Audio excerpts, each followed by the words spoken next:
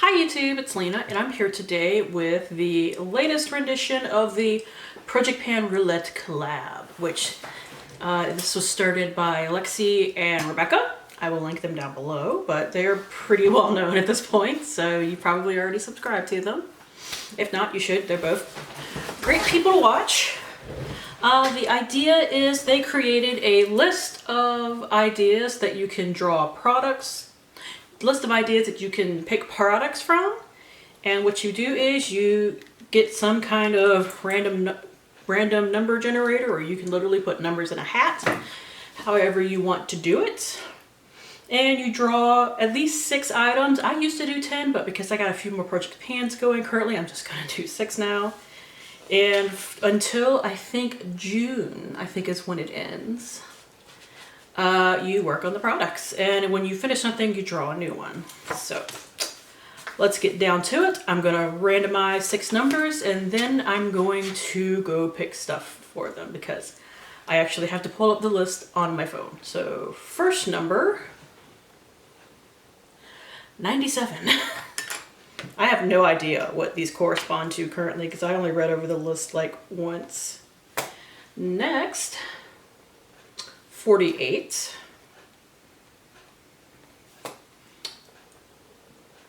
$79.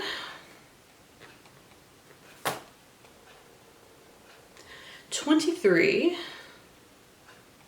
Got 2 more. 44.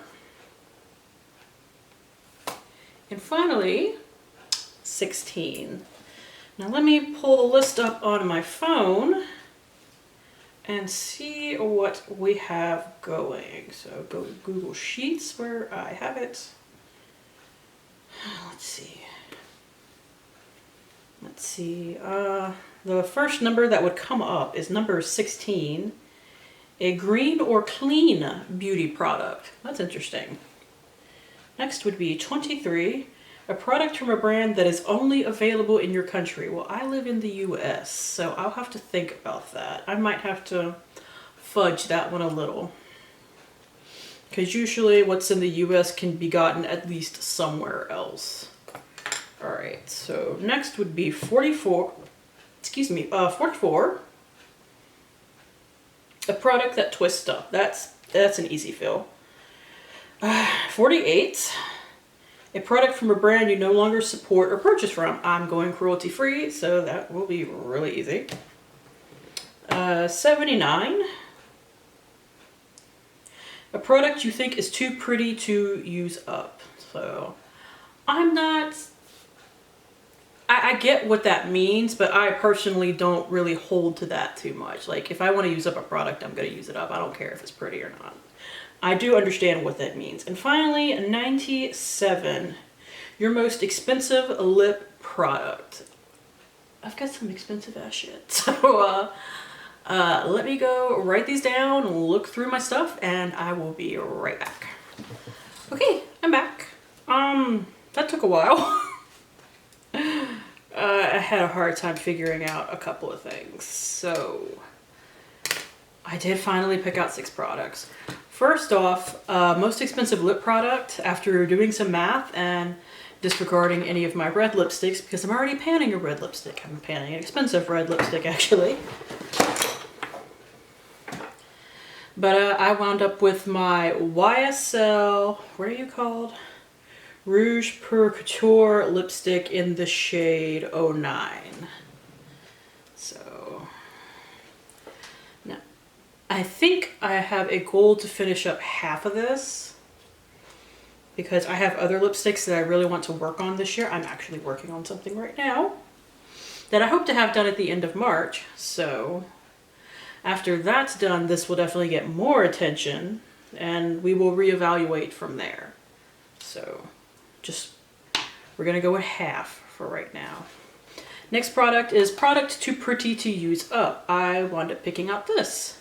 It is the Trestique All Over Highlight Starlighter Powder Stick in Ultraviolet. And not only do they have like their own kind of cute packaging, but if you look at the embossing on it, I hope you can see. It's got like stars all over it, so. And I know most people don't use up duochrome highlighters or use them at all, but I do. So especially I was kind of craving like a purple highlighter to go with my purple eyeshadows recently, so this definitely fits that bill. It's pinky purple, but there's definitely like purple to it, so I think it qualifies. And I set a goal to use this 25 times in the next 4 months. I think that's doable.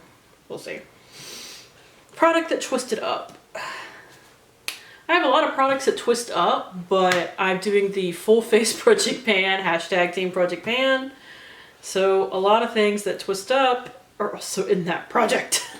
So I finally just gave up and grabbed the next brow pencil that I was going to work on anyway, because my L'Oreal one is almost done.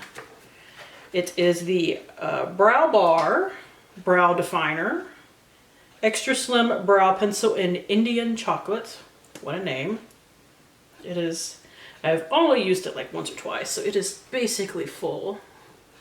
Goal is to use it up.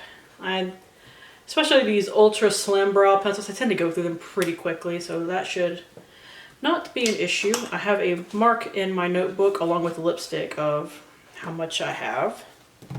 And here's the one I got horribly stuck on. Brand only available in my country. Now,